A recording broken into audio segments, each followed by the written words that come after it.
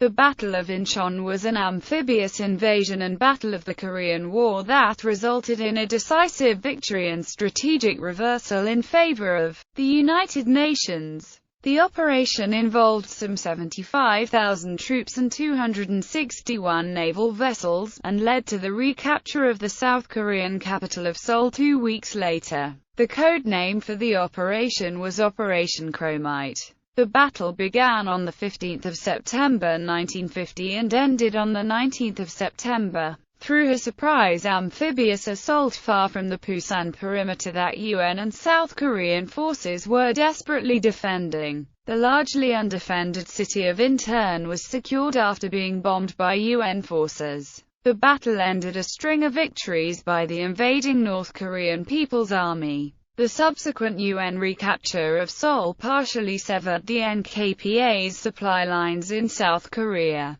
The United Nations and South Korean forces were commanded by General of the Army Douglas MacArthur of the United States Army. MacArthur was the driving force behind the operation, overcoming the strong misgivings of more cautious generals to a risky assault over extremely unfavorable terrain. Background: Pusan perimeter. From the outbreak of the Korean War following the invasion of South Korea by North Korea on 25 June 1950, the North Korean People's Army had enjoyed superiority in both manpower and equipment over South Korea's Republic of Korea Army and the United Nations forces dispatched to South Korea to prevent it from collapsing. The North Korean strategy was to aggressively pursue UN and South Korean forces on all avenues of approach south and to engage them, attacking from the front and initiating a double envelopment of both flanks of the defending units, which allowed the North Koreans to surround and cut off the opposing force, forcing it to retreat in disarray, often leaving behind much of its equipment.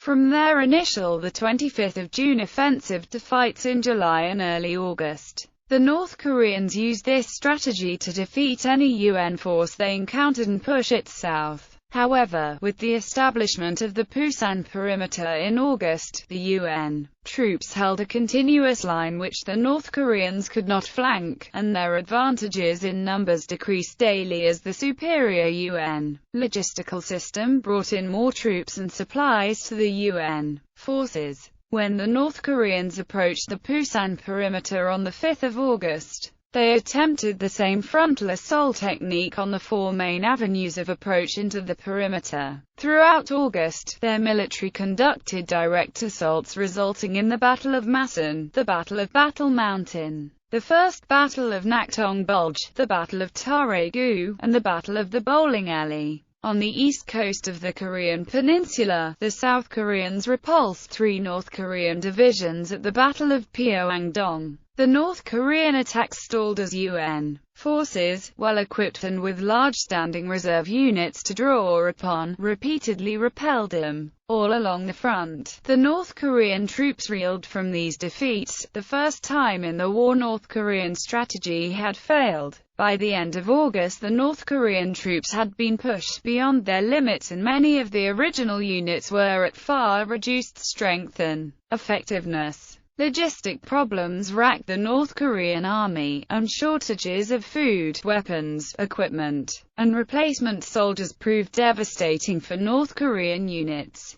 However, the North Korean force retained high morale and enough supply to allow for another large-scale offensive. On 1 September, the North Koreans threw their entire military into one final bid to break the Pusan perimeter, the Great Nacked Offensive, a 5-pronged simultaneous attack across the entire perimeter. The attack caught UN forces by surprise and almost overwhelmed them. North Korean troops attacked Gyeongju, surrounded Tare-gu and Khasan, recrossed the Nacked Bulge, threatened Yongsan, and continued their attack at Masan, focusing on Nam River and Haemun. However, despite their efforts, in one of the most brutal fights of the Korean War, the North Koreans were unsuccessful. Unable to hold their gains, the North Korean army retreated from the offensive a much weaker force, and vulnerable to counterattack. Planning days after the beginning of the war, General of the Army Douglas MacArthur, the U.S. Army officer in command of all UN forces in Korea, envisioned an amphibious assault to retake the Seoul area. The city had fallen in the first days of the war in the First Battle of Seoul. MacArthur later wrote that he thought the North Korean army would push the Republic of Korea army back far past Seoul. He also said he decided days after the war began that the battered, demoralized, and under-equipped South Koreans, many of whom did not support the South Korean government put in power by the United States, could not hold off the North Korean forces even with American support. MacArthur felt that he could turn the tide if he made a decisive troop movement behind enemy lines,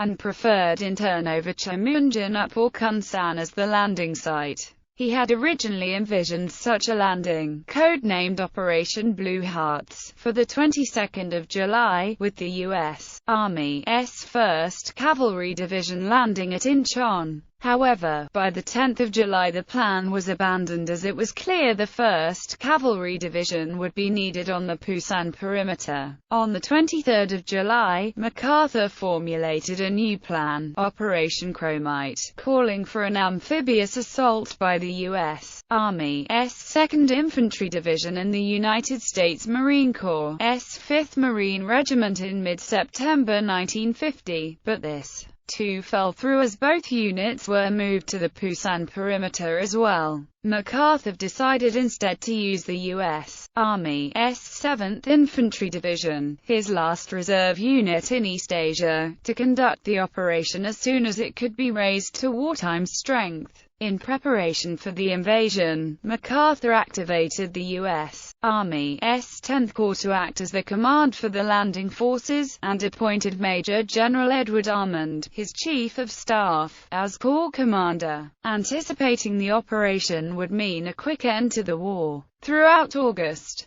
MacArthur faced the challenge of re-equipping the 7th Infantry Division as it had sent 9,000 of its men to reinforce the Pusan perimeter and was far under strength. He also faced the challenge that the U.S. Marine Corps, reduced in size following World War II, had to rebuild the 1st Marine Division, using elements of the 1st Provisional Marine Brigade fighting at Pusan as well as the 1st Marine Regiment and the 7th Marine Regiment, which pulled U.S. Marines from as far away as the Mediterranean Sea to Korea for the task. MacArthur ordered Korean augmentation to the United States Army troops, South Korean Army conscripts assigned to U.S. Army units, to reinforce the 7th Infantry Division, while allocating all equipment coming into Korea to 10th Corps, despite it being crucially needed by the U.S. Army's 8th Army on the front lines. MacArthur decided to use the Joint Strategic and Operations Group of his United States Far East Command. The initial plan was met with skepticism by the other generals because Inchon's natural and artificial defenses were formidable. The approaches to Inchon were two restricted passages, which could be easily blocked by naval mines.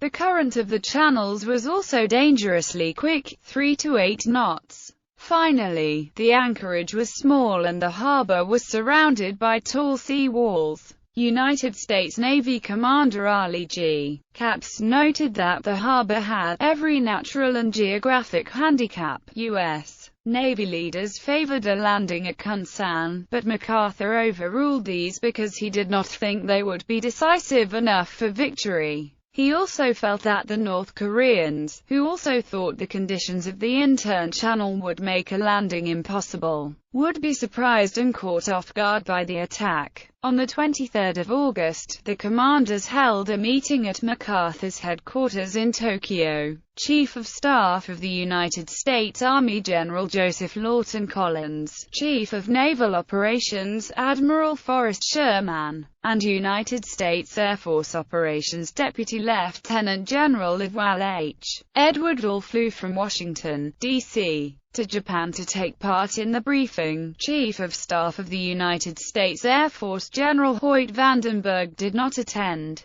possibly because he did not want to legitimize an operation that essentially belonged to the Navy and the Marines. The Marine Corps staff, who were to be responsible for leading the landing at Inchon, were not invited, which became a contentious issue. During the briefing, 9 members of the staff of U.S. Navy Admiral James H. Doyle spoke for nearly 90 minutes on every technical and military aspect of the landing. Macarthur told the officers that though a Kunsan landing would bring a relatively easy link-up with the 8th Army, a landing there would be an attempt at envelopment that would not envelop, and would place more troops in a vulnerable pocket of the Pusan perimeter. Macarthur won over Sherman by speaking of his affection for the U.S. Navy and relating the story of how the Navy carried him out of Corregidor to safety in 1942 during World War II. Sherman agreed to support the Inchon operation, leaving Doyle furious.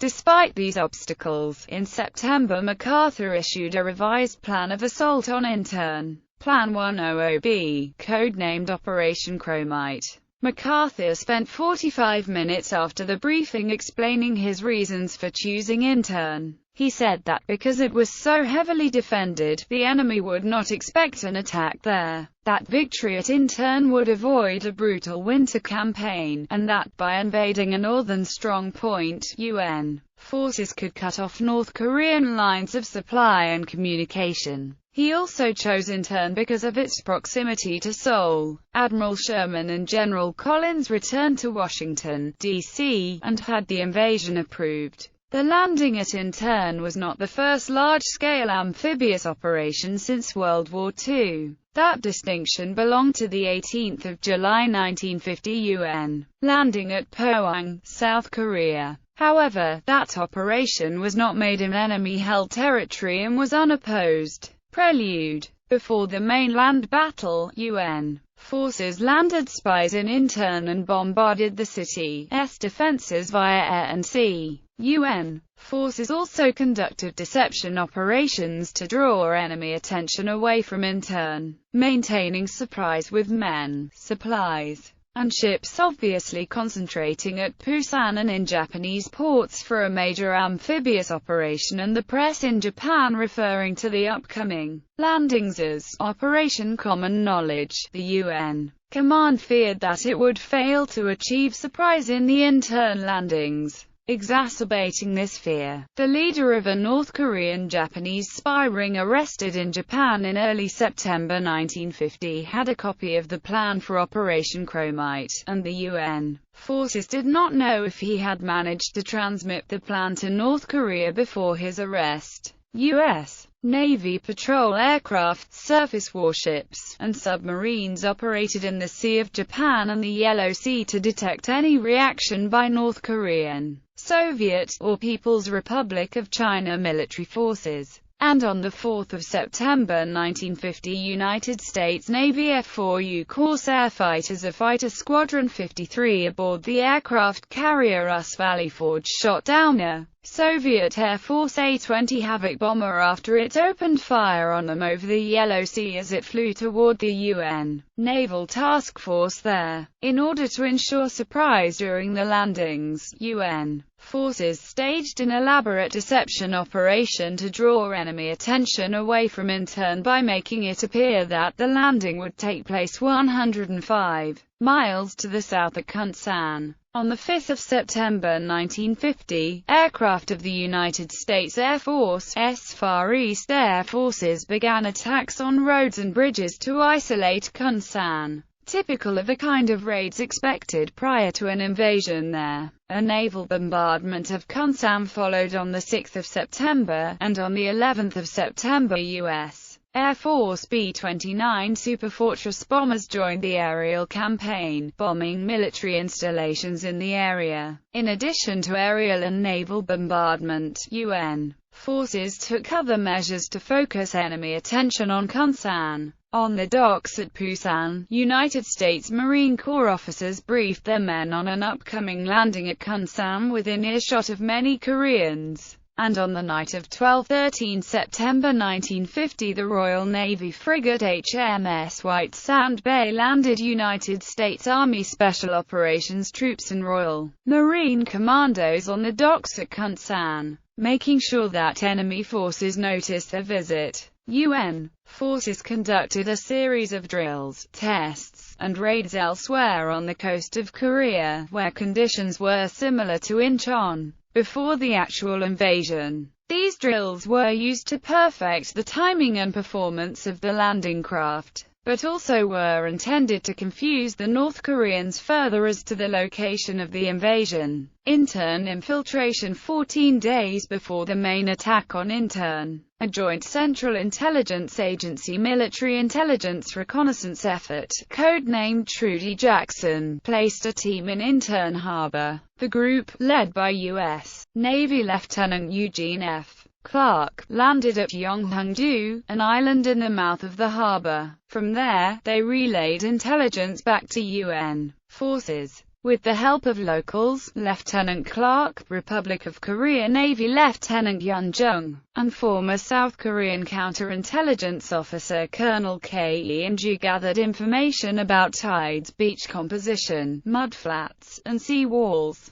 The tides at Inchon have an average range of 29 feet and a maximum observed range of 36 feet. Making the tidal range there one of the largest in the world and the literal maximum in all of Asia. They observed the tides at Inchon for 2 weeks and discovered that American tidal charts were inaccurate, but, fortunately, Japanese charts were quite good. They provided detailed reports on North Korean artillery positions and fortifications on the island of Womido, at Inchon, and on nearby islands. During the extensive periods of low tide they located and removed some enemy naval mines, but, critically to the future success of the invasion, Clark reported that the North Koreans had not in fact systematically mined the channels. When the North Koreans discovered that the agents had landed on the islands near Inchon, they made multiple attacks, including an attempted raid on Junho with 6 junks. Clark mounted a machine gun on a sampan and sank the attacking junks. In response, the North Koreans killed perhaps as many as 50 civilians for helping Clark. Bombardments of Womido and Inchon on 10 September 1950, 5 days before the Inchon landing, 43 American warplanes flew over Womido, dropping 93 napalm canisters to burn out its eastern slope in an attempt to clear the way for American troops. Was commanded by U.S. Navy Vice Admiral Arthur D. Struble, an expert in amphibious warfare. Struble had participated in amphibious operations in World War II, including the Normandy landings and the Battle of Leyte. He got underway for Inchon in his flagship, the heavy cruiser US Rochester, on 12 September 1950. As the landing groups neared, cruisers and destroyers from the United States and Canada shelled the fortifications on Womido and checked for mines in Flying Fish Channel. The first Canadian forces entered the Korean War when the Royal Canadian Navy destroyers HMCS Cayuga, HMCS Athabascan, and HMCS Sioux bombarded the coast. The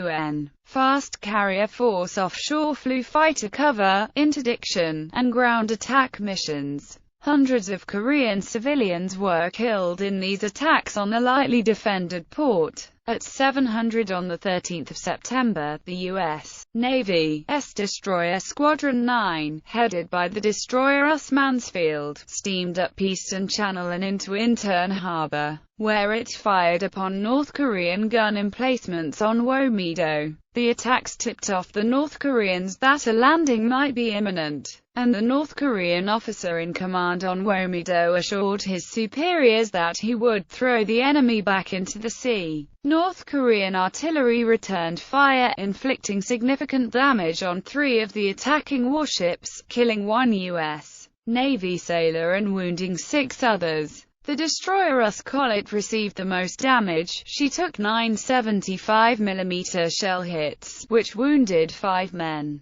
The destroyer US Kirk sustained 3 shell hits, resulting in light damage and no casualties. The one dead man, David H. Svensson from the destroyer US Lyman K. Svensson, was later reported by the world media as being the nephew of Captain Lyman Nutter Svensson, US Lyman K. Svensson's namesake, but this was later found to be wrong. Between him, the Canadian and American destroyers fired over 1,000 5-inch shells, inflicting severe damage on Womedo's fortifications. The American destroyers withdrew after bombarding Womedo for an hour, and Rochester, the U.S. Navy heavy cruiser US Toledo, and the Royal Navy light cruisers HMS Jamaica and HMS Kenya proceeded to bombard the North Korean batteries for the next 3 hours from the south of the island. Lieutenant Clark in his South Korean squad watched from hills south of Inchon, plotting locations where North Korean machine guns were firing at the U.S. ships. They relayed this information to the invasion force via Japan in the afternoon. During the night of 13–14 September, Vice Admiral Struble decided on another day of bombardment, and the destroyers moved back up the channel off Womedo on the 14th of September. They and the cruisers bombarded the island again that day, and planes from the carrier task force bombed and strafed it. At 0:50 on the 15th of September 1950, Lieutenant Clark in his South Korean squad activated the lighthouse on the island of Palmado. Later that morning, the ships carrying the amphibious force followed the destroyers toward Inchon and entered Flying Fish Channel, and Marines of the invasion force got ready to make the first landings on Womedo. Naval mine clearance. Within weeks of the outbreak of the Korean War, the Soviet Union had shipped naval mines to North Korea for use in coastal defense, with Soviet naval mine warfare experts providing technical instruction in laying and employment of the mines to North Korean personnel. Some of the mines were shipped to Inchon. The United Nations only became aware of the presence of mines in North Korean waters in early September 1950, raising fears that North Korean mines would interfere with the Inchon invasion. It was too late to reschedule the landings, but fortunately for the invasion force, the North Koreans laid relatively few and unsophisticated mines at Inchon. Destroyers in the assault force visually identified moored contact mines in the channel at low tide and destroyed them with gunfire. When the invasion force passed through the channel at high tide to land on the assault beaches, it passed over any remaining mines without incident.